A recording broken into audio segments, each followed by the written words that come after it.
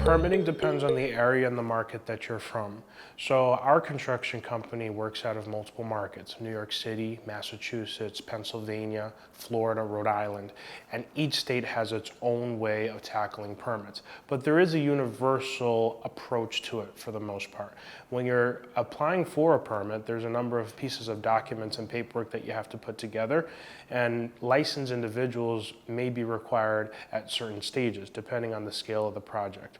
So a permit will be required. Usually the United States in general goes by something called the International Code Council, which is basically a nonprofit, quasi-governmental organization that establishes the building codes by region and area for the entire United States. And it's adopted by many states in the United States. In fact, maybe all of them.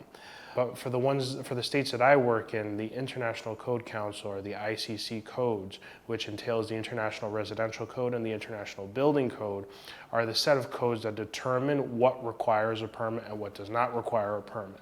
Most major construction projects that involve altering the frame, the foundation, etc., will involve a permit.